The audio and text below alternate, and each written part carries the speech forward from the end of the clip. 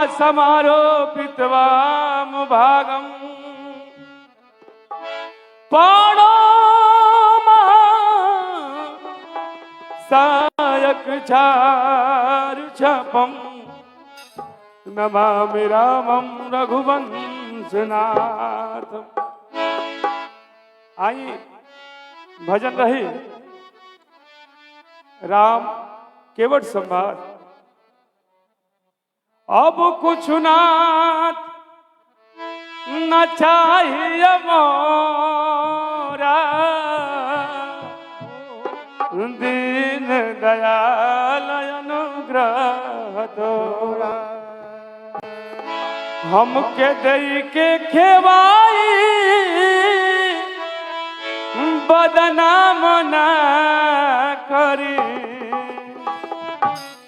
केवट कहते हे प्रभु हमके खेवाई चाहबे ना करी, हमके दई के खेवाई बदनाम ना कर। ऐसन काम न कर, ऐसन काम न कर, ऐसन काम न कर, ऐसन काम न कर।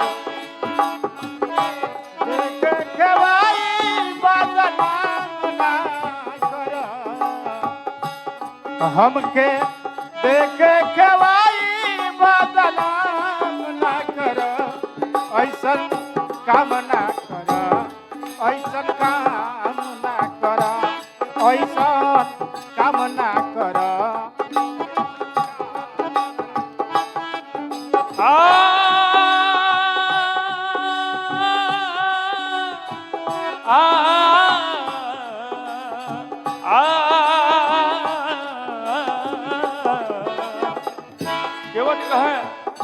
धोबी से धोबी धोवाई न लेला,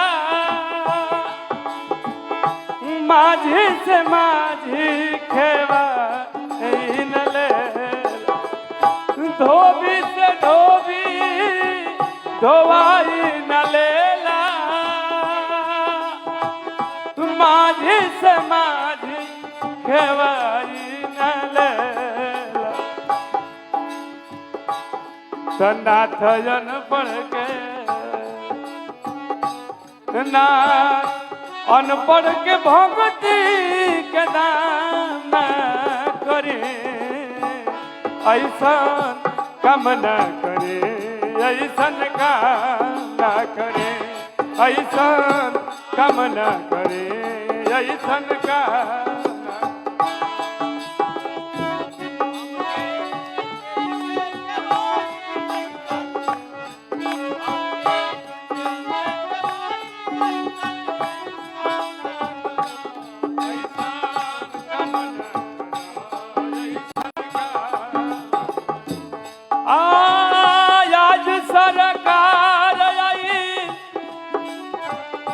पानी हमरा घाटे।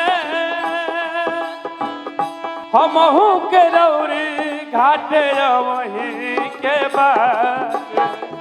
आज सरकार पानी हमरा घाटे, हमहू के रौरी घाटे वही के बात। कदे मजदूरी दूरी केवट कहे हे प्रभु मजदूरी चाहबे ना करी। का करब हम मजदूरी लेके, जो आज मजदूरी हम ले लेब तो वही दिन का के पार करी।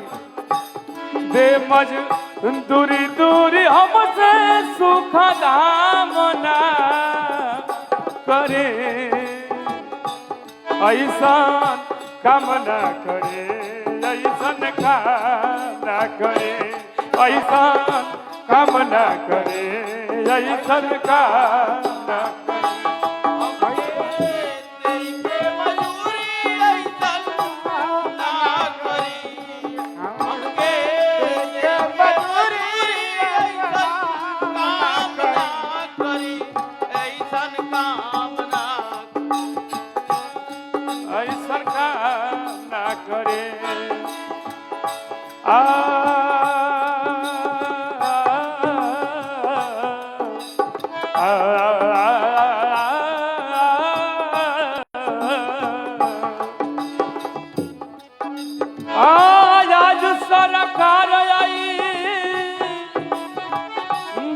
हमारा घाटे हमहू के रौरी घाटे वही के बात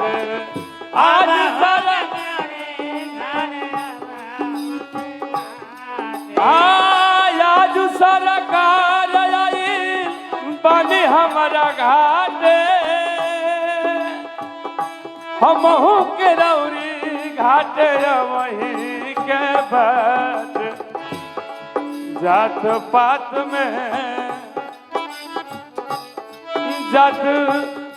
में हंसाई हमारा नाम ना करे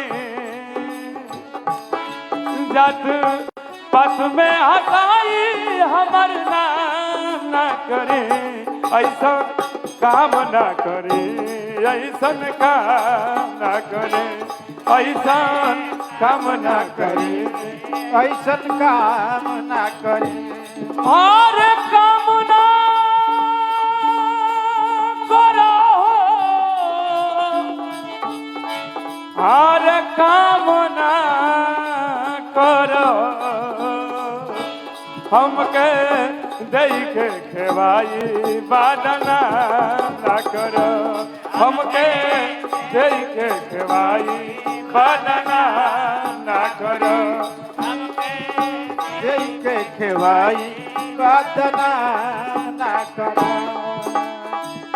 बनवा सुगम देखी दिनवा बीतई केवट कहतर के हे प्रभु बनवा सुगम देखी दिनवा बीतई घरे जब जई तो यही घाटे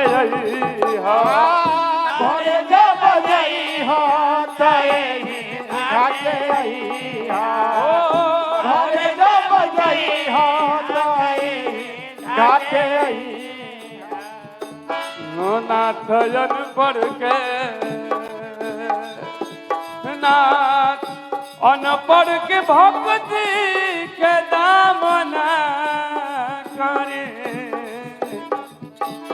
ऐसा काम ना करे ऐसा काम ना करे ऐसा काम ना करी ऐसा काम ना करी ऐसा काम ना करे ऐसा काम ना करे बोलिए श्री रामचंद्र की जय सच्चे दरबार की जय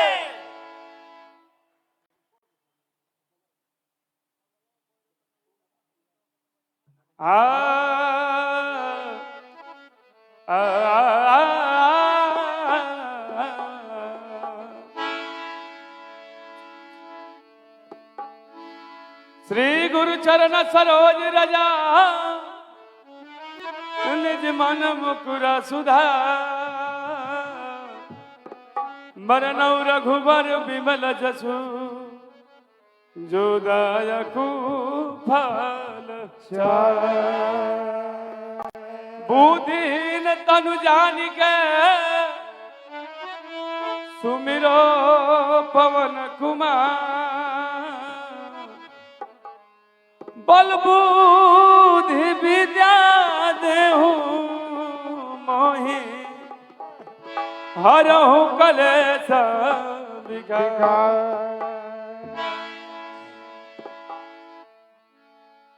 आई बात हो समय के बाद माता सीता के पता लगा हनुमान जी गइल बनी लंका में। हार कहल सनबतिया रे सुन के सीता माता कह तरी हनुमान जी से हार कहल जब बतिया रे सुन के शीतल भइल छतिया रंजनी के बबुआ हारे बोला बोला कादी बारदा रंजनी के बबुआ बोला बोला हे अंजनी के बबुआ बोला बोला काटी बारदान हे अंजनी के बबुआ कहला जमन बतिया अरे बतिया बतिया बतिया अरे बतिया अरे कहला जमन बतिया रे सुन के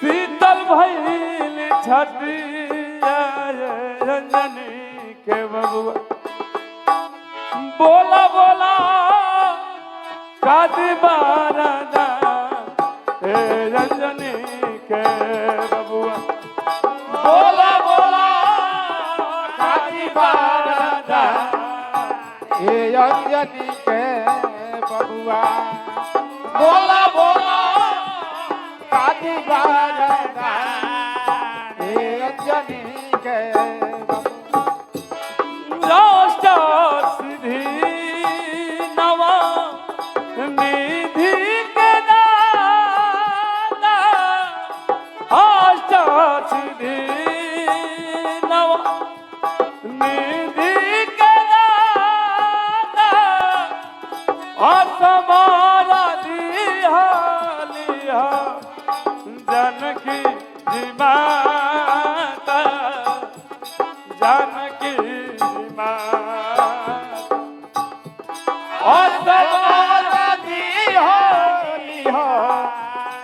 जानकी जी माता जानकी जी माता हर सबके देखाई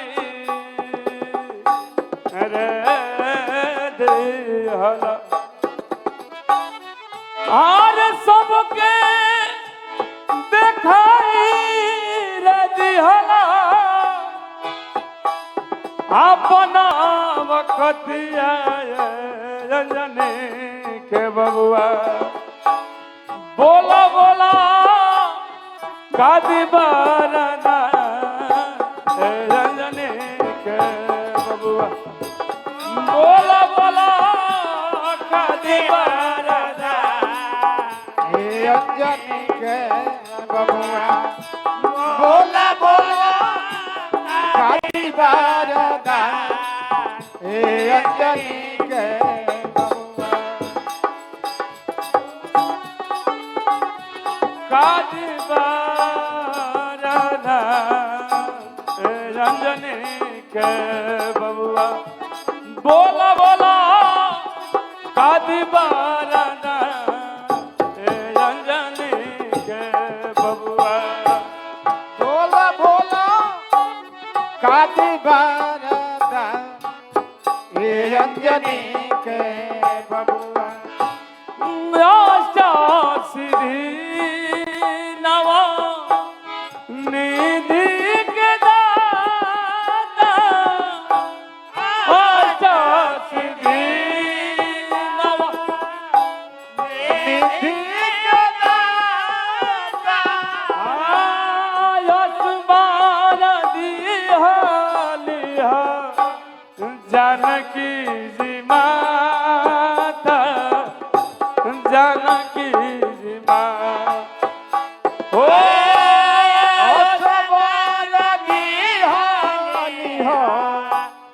जानकी जी माता जानकी जी माता हर शंकर सुवन राम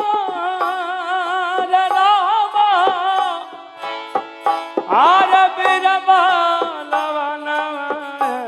रंजनी के बबुआ बोला बोला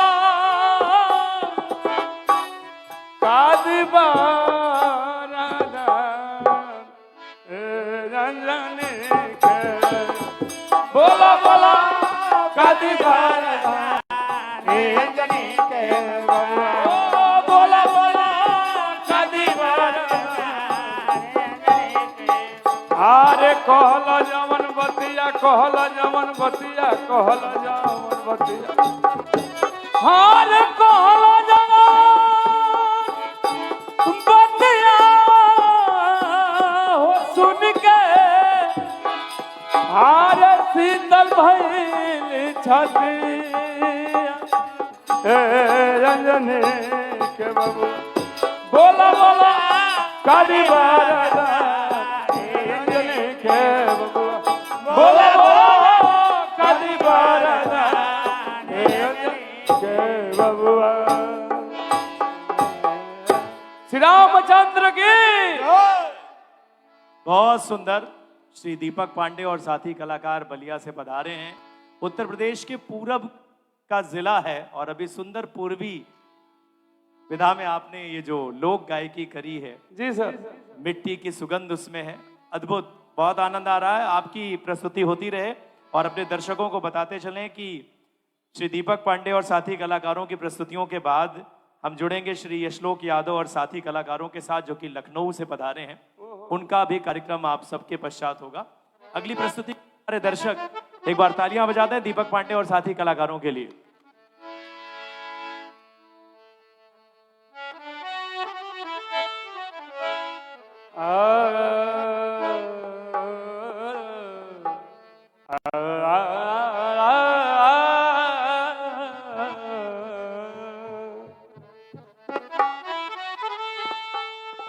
जला दो दीप खुशियों का, जला दो दीप खुशियों का, सुखों के धाम आए हैं। दो दीप खुशियों का, सुखों के राम आए हैं। जला दो दीप खुशियों का, सुखों के धाम आए हैं। जला दो दीप खुशियों का, सुखों के राम आए हैं। सुखों के धाम आए हैं, सुखों के धाम आए हैं। जला दो दीप खुशियों का, अवध में राम आए हैं। जला दो दीप खुशियों का, अवध में राम आए हैं। जला दो दीप खुशियों का, अवध में राम आए। जला दो दीप खुशियों का, अवध में राम आए हैं। जला दो दीप खुशियों का, अवध में राम आए हैं। नई दुल्हन सा घर घर को सजा दो ऐ नगर वासी। नई दुल्हन सा घर घर को सजा दो ऐ नगर वासी। करे जगमग अवध पूरा, करे जगमग अवध पूरा, कटे भवजाल की फांसी। करे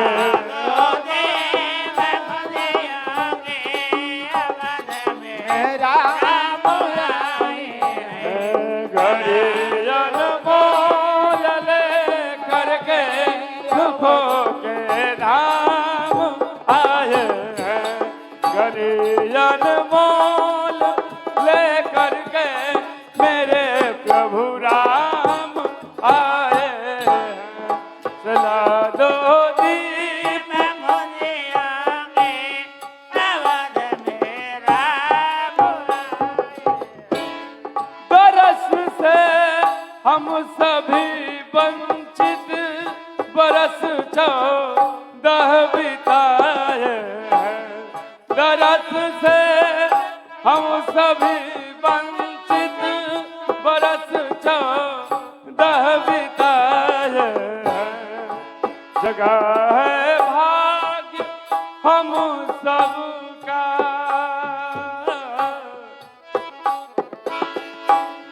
जगा है भाग हम सबका, लौट कर आज आए हैं।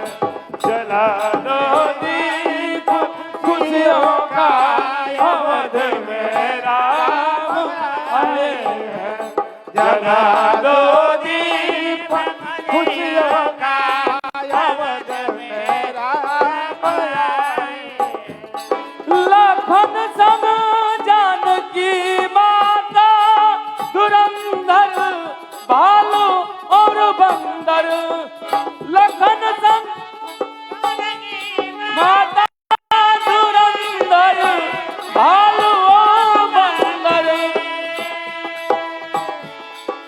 अंजनी लाल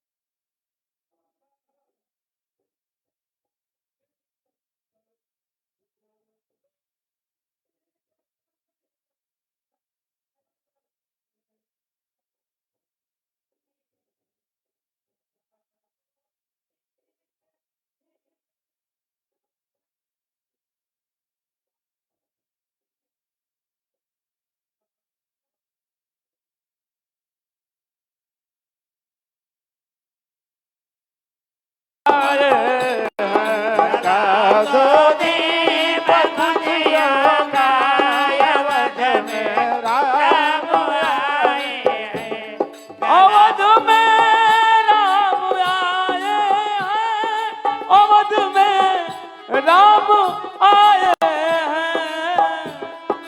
अवध में राम आए हैं। जला दो दीप खुशियों का, अवध में राम आए हैं। जला दो दीप खुशियों का, अवध में राम आए हैं। जला दो दीप खुशियों का, अवध में राम आए हैं। जला दो दीप खुशियों का, अवध में राम आए हैं।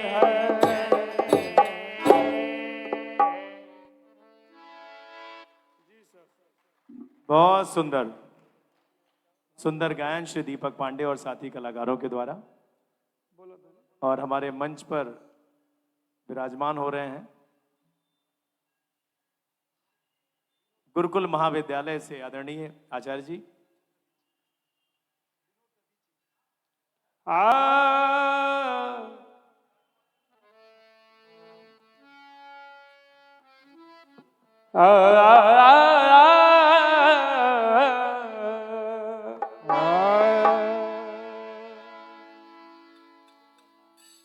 भक्ति के रस पा गईली कि अब बनल बिगड़ल का। हार दर्शन तोहरा पवले हरि जी, आके अयोध्या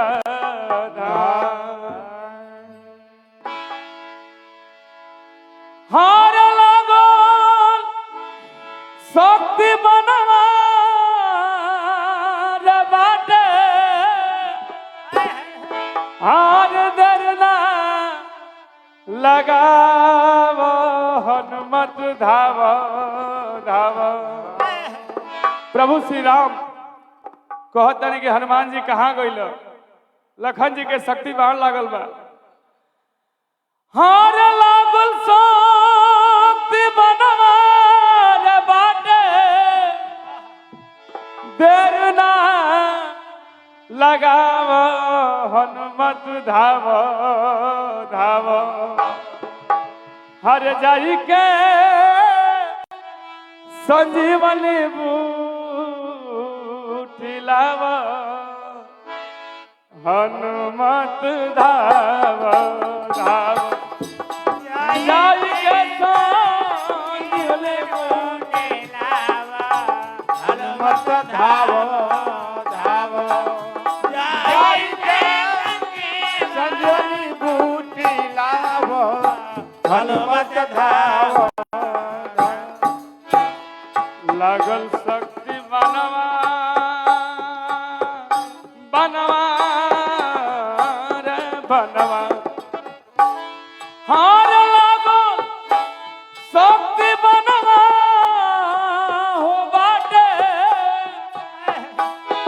देर ना लगाव हनुमत धाव धाव जाई के संग जीवन बूटी लाभ हनुमत धाव धाव जाई के संजीवनी बूटी लाव हनुमत धाव धाव जाई के संजीवनी बूटी लाव हनुमत धाव धाव बिलखी बिलखी कहे दुनिया के नाथ हो बिलखी बिलखी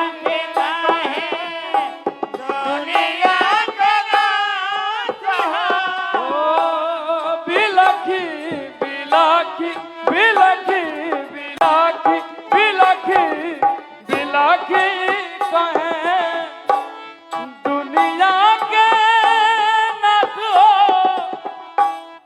तू ही भाई बाबा रंगिया साथ हो रंगिया साथ हो भाई बाबा बजा रंगिया साथ हो बजरंगिया साथ हो भाई हमारा लाछू रे मन के हार भाई हमारा लाछू मन के हो भाई हमारा लाछू मन के प्राण के बचाव हनुमत धाव धाव जारी के जीवन बूटी लाभ हनुमत धाव धाव जाई के जीवनी बूटी लाव हनुमत धाव धाव जाई के जीवनी बूटी लाव हनुमत धाव धाव रतिया से होई यदि जाई बिहानवा रतिया से होई यदि जाई बिहानवा हमारा दुलारुआ के बचना परानवा बचना परान हमारा दुलारुआ के बचना परानवा हो बचना परान आज संकट मोचन अरे हो हर संकट मोचन रे हौआ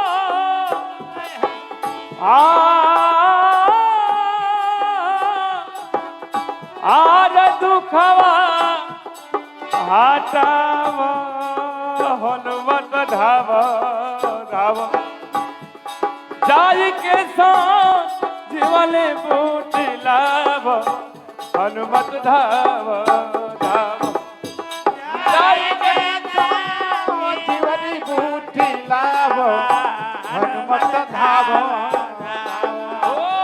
जाई के संजीवनी बूटी लाभ हनुमत धाव कहत रे कुछ हो भाई के का हम बात लाई कुछ हो भाई के का हम बात लाई ओ माता जी सुमिता रख का हम बताई का हम बताई ओ माता जी सुमित्रा रखे का हम सुनाई का हम बताई हर कहब का अयोध्या अरे जाके जाके जा हर कहब का अयोध्या में जाके हर मुँह का देखाई मैं रंजने के बबुआ बोला बोला कादी बारादा रंजने के बबुआ हार लागल शक्ति मनवा अरे बाटे हार दरला लगावा हनुमत धाव धाव हर जाई के संजीवनी बूटी लाभ हनुमत धाव धाव जाई के संजीवनी बूटी लाभ हनुमत धाव धाव जाई के संजीवनी बूटी लाभ हनुमत धाव धाव लागल शक्ति बनवा लागल शक्ति बनवा लागल शक्ति बनवा लागल शक्ति हार लागल शक्ति बनवा हो बाटे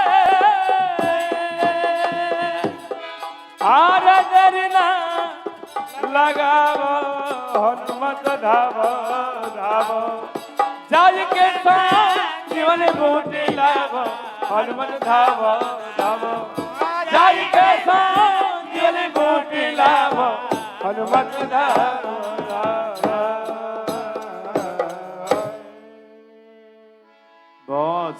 बहुत सुंदर प्रस्तुतियां। पूर्वी में ये गायन चल रहा है श्री दीपक पांडे और साथी कलाकारों का सानिध्य मिला है श्री विनोद दधीची जी का जो कि सहारनपुर से हैं। जी सर आपको संगत कर रहे हैं कजरी पर, बढ़िया, उनके लिए भी बहुत धन्यवाद और तालियां। अगली प्रस्तुति आपकी।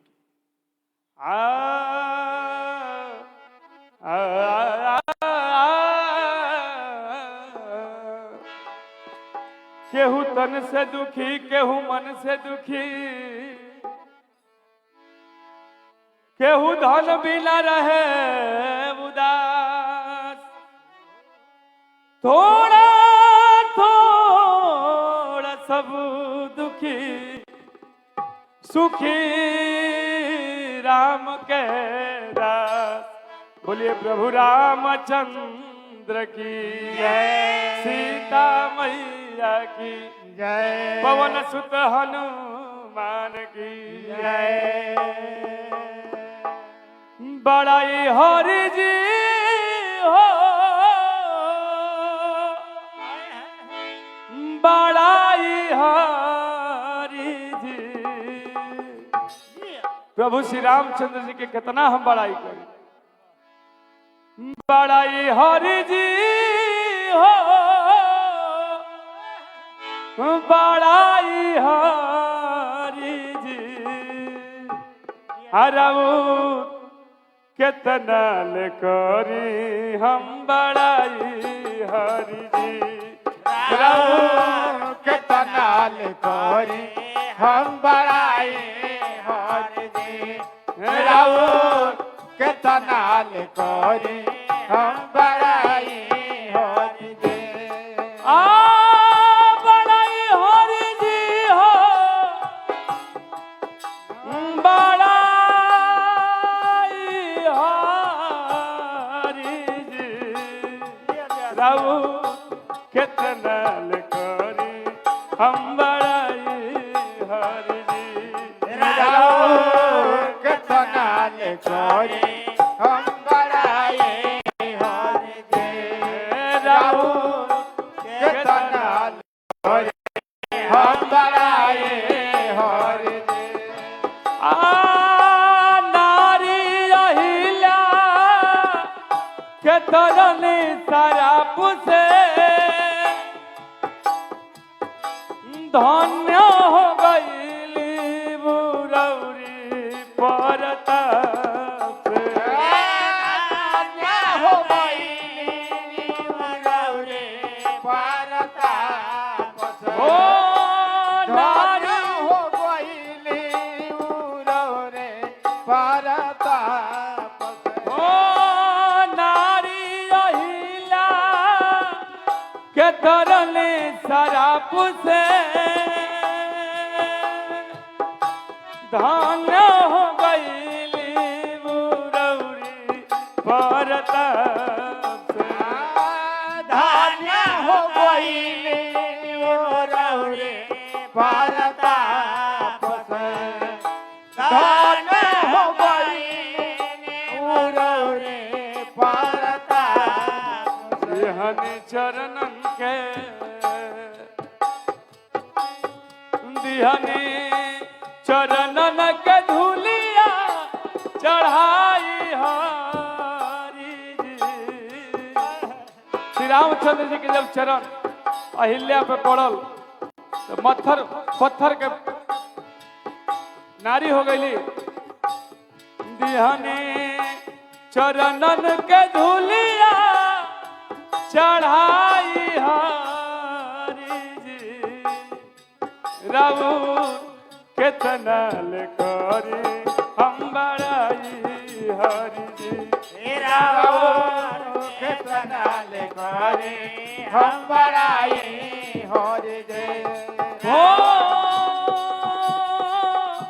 नारी अहिल्या के तरली शराब से धन्य हो गईली बुरौरी परताप से धन्य हो गईली बुरौरी परताप से धन्य हो गईली बुरौरी परताप दिहनि चरणन के दिहनि चरणन के धूलिया चढ़ाई हरि जी राउर केतनाल करी हम बड़ाई हरि जी राउर केतनाल करी हम बड़ाई हरि जी राउर केतनाल करी हम बड़ाई हरि जी आ रौरी आदेश बिना पतई नहीं लेला भौरा गुनगुनाला ना कली में फूल खिलेला भौरा गुनगुनाला ना कली में फूल खिलेला ओ भौरा गुनगुनाला ना कली में फूल खिलेला रउआ निर्बल के रउआ निर्बल के होई ना सहाय हरि जी राबू केतनाल करी हम बड़ाई हरि जी राबू केतनाल करी हम बड़ाई हरि जी ओ बड़ाई हरि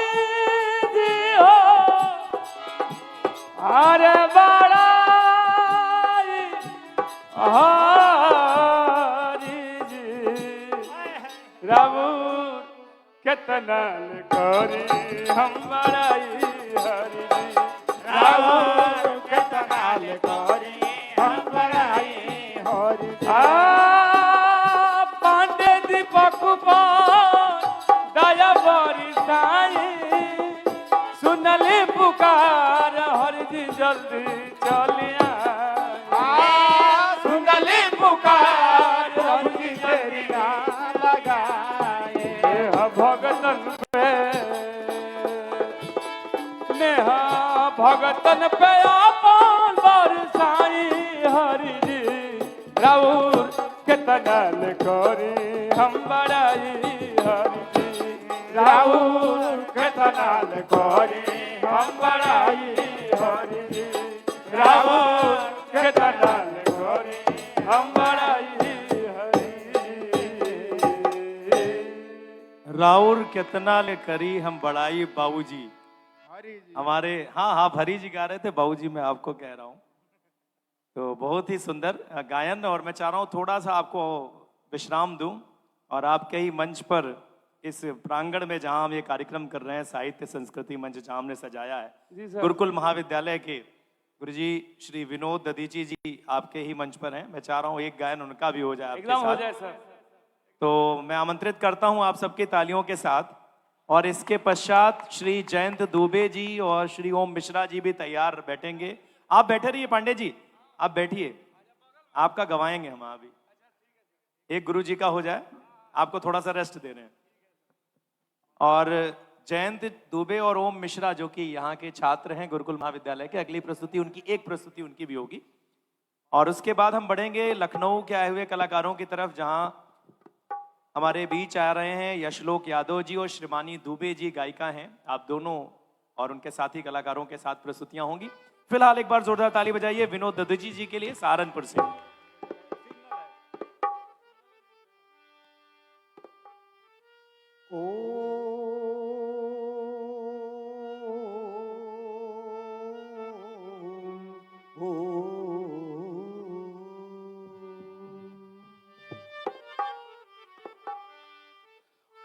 ओम पावकान सरस्वती बाजे फिर बाजनीवती यज्ञम वस्तुधिया वसो यज्ञम वस्तुधिया वसो यज्ञम वस्तुधिया वसो।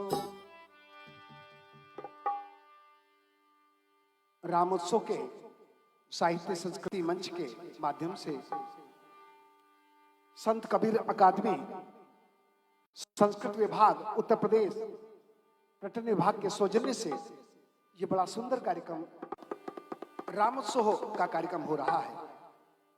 और जिस क्षेत्र में मैं हूं, मैं भजन, अपना ईश्वर भक्त का भजन शुरू करने से पहले इस क्षेत्र की जो भाषा अभी भोजपुरी भाषा और मैथिली, ये इन भाषाओं को सुनने के लिए हम तरसते हैं। तो मैं बिहार में गया तो बिहार में मैंने कहा कि मुझे भी सिखाइए ये भोजपुरी भाषा। तो मैं एक कड़ी कह करके फिर मैं अपना कार्यक्रम प्रारंभ करूंगा, आपकी आज्ञा होगा। माता ने अपने बेटे को गुरुकुल में भेजा। पूज्य आचार्य जी हमारे बीच में आ चुके हैं। माता ने गुरुकुल में अपने बच्चों को भेजा। छोटा सा बच्चा था 6 साल का, लेकिन जब वो 25 साल का वैदिक विद्वान बन करके आया तो मां पहचान नहीं पाई। मां ने बेटे से कहा, बेटा मैं तेरी शादी करना चाहती हूं। बेटा कहने लगा, मां आपने मुझे नेष्टि ब्रह्मचारी बनाया है, क्योंकि पैसे नहीं थे इसलिए नेष्टि ब्रह्मचारी का मतलब शादी नहीं कर सकता। मां ये तो आचार्य से पूछो।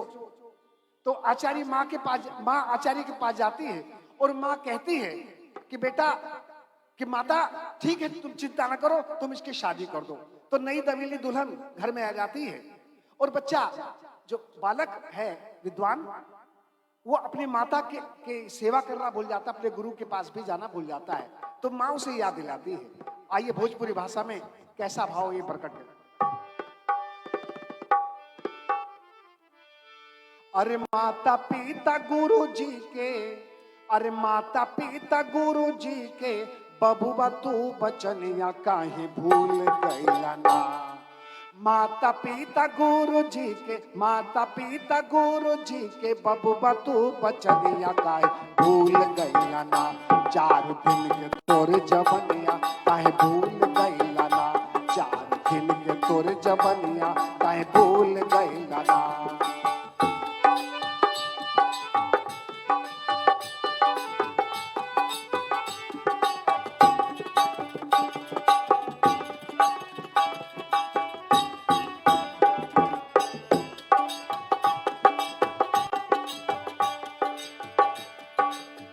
माता जी के गर्भ में जब आईला, माता जी का नेहा तू काहे भुलैला, माता जी के गर्भ में जब आईला, माता जी का नेहा तू काहे भुलैला, बंधकवा तोरा तनुवा काहे भूल गईला ना, 4 दिन के तोर जबनिया काहे भूल गईला ना। माता पिता गुरु जी के, माता पिता गुरु जी के, बबुआ तू बचनिया काहे भूल गईला ना, 4 दिन के तोर जबनिया काहे भूल गईला ना, 4 दिन के तोर जबनिया काहे भूल गईला ना। तो माना, क्योंकि जब इस क्षेत्र में आता हूं मैं तो भोजपुरी को मैं सीखने का प्रयास करता हूं, तो आइए मेरा लिखित भजन मैं आपके सामने प्रस्तुत करता हूं शिवरंजनी राग में। प्यारे प्रभु ने सृष्टि रचा कर सुंदर जगत रचाया, मानव समझ न पाया, मानव समझ न पाया। प्यारे प्रभु ने सृष्टि रचा कर, प्यारे प्रभु ने सृष्टि रचा कर सुंदर जगत रचाया, मानव समझ न पाया।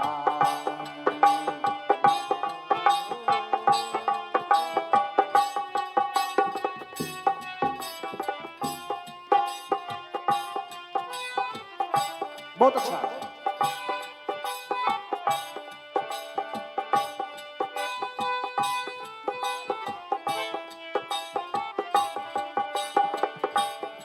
परमात्मा ने इतनी प्यारी सृष्टि रची है, लेकिन मनुष्य नहीं बन पा रहा है। सुंदर फूल है देखो,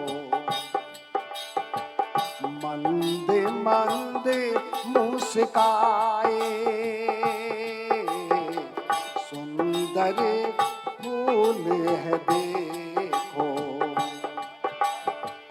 मंद मंद मुस्काए,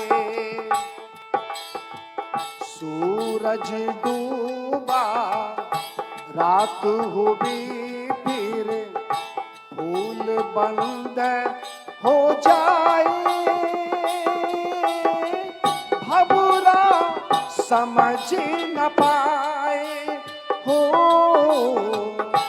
कैसे कटेगी रात अंधेरी, कैसे कटेगी रात अंधेरी, सोच सोच पछताया,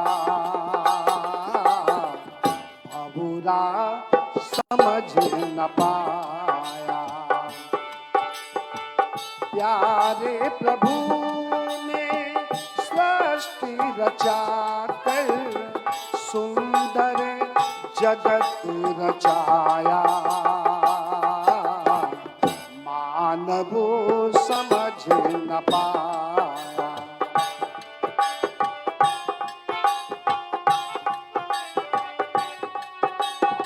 क्या बात है।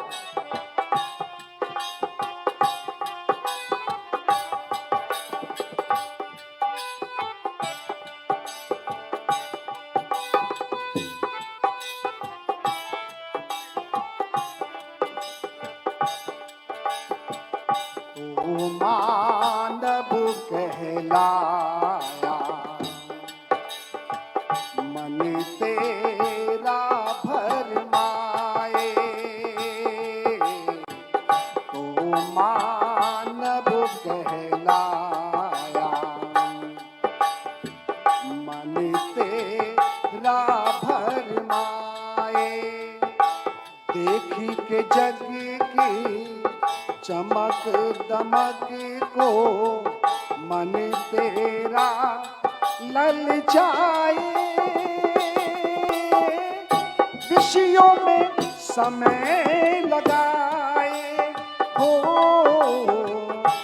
वेद की वाणी सुन नहीं पाए, वेद की वाणी सुन नहीं पाए, यज संध्या ना निभाया,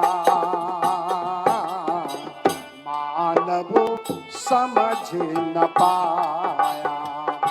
प्यारे प्रभु ने